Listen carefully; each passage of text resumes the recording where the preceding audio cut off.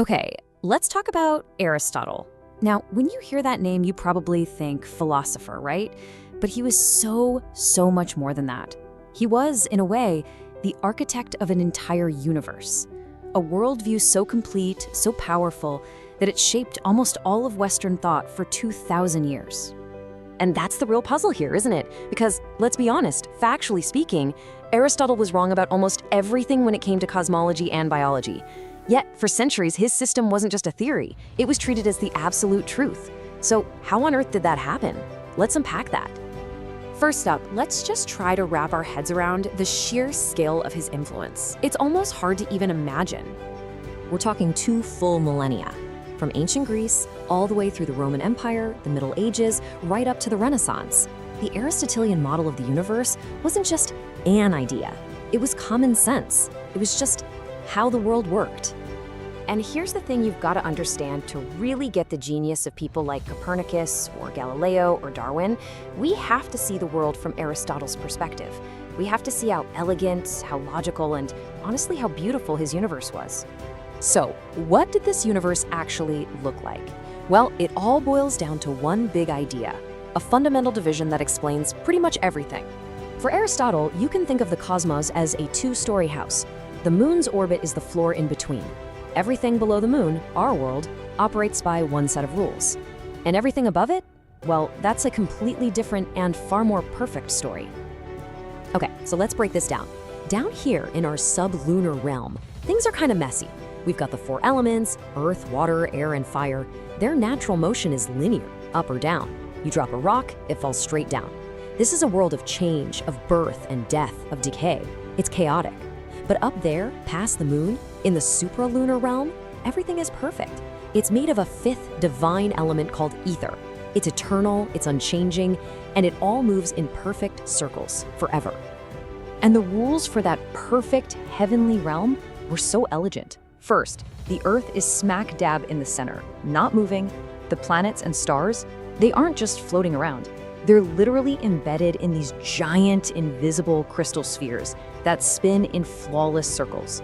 There's no such thing as empty space. And most importantly, this whole cosmic machine has always been here, and it always will be.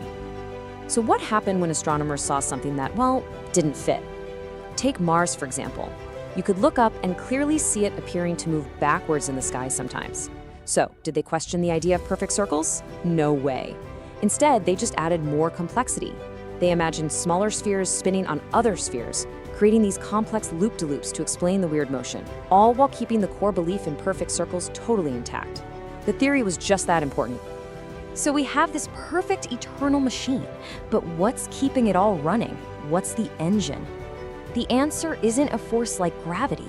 For Aristotle, believe it or not, it was a feeling. I mean, that's the logical question, right? If these massive spheres have been spinning for all eternity, something must be causing it. There has to be a power source, so what is it? Aristotle's solution to this is it's pure genius. He called it the Unmoved Mover. This is the ultimate cause of everything in the cosmos. But here's the kicker. It doesn't push, it doesn't pull, it doesn't actually do anything. It is perfectly, completely still. And this is how it works. The unmoved mover is a state of ultimate perfection, and it doesn't exert a physical force. It inspires motion through desire. The entire universe, everything in it, is essentially in love with the unmoved mover, and it spins and moves in an eternal effort to be as perfect as it is. So this engine of desire works pretty simply. The planets and stars are already perfect and eternal, so they emulate that perfection through their constant, perfect, circular motion. But what about us down here on messy Earth? An oak tree can't live forever, so how does it strive for perfection? By creating acorns, making sure that the eternal species of oak continues forever. It's the same for every living thing. And that's why this was so powerful.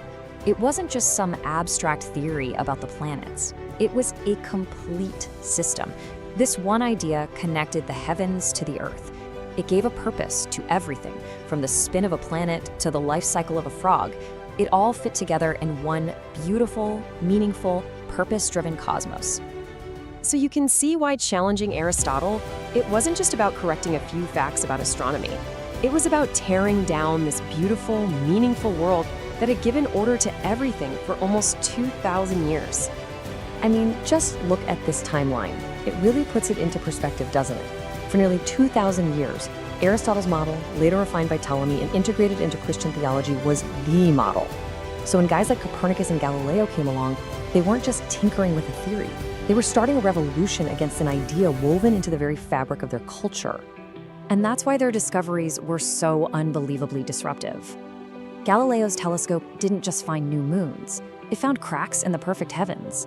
And Darwin didn't just talk about finches, he showed that species weren't fixed and eternal after all. They basically knocked humanity off its pedestal at the center of a purpose-built universe, and for many people, that was a deeply painful farewell. Which leaves us with a pretty big question. Aristotle's system felt like obvious, inescapable common sense for thousands of years. So it really makes you wonder, doesn't it? What are the common sense truths we believe today? What are the core assumptions about our world, our science, our reality that are so ingrained we don't even question them? What will the future look back on as our beautiful but ultimately flawed Aristotelian universe?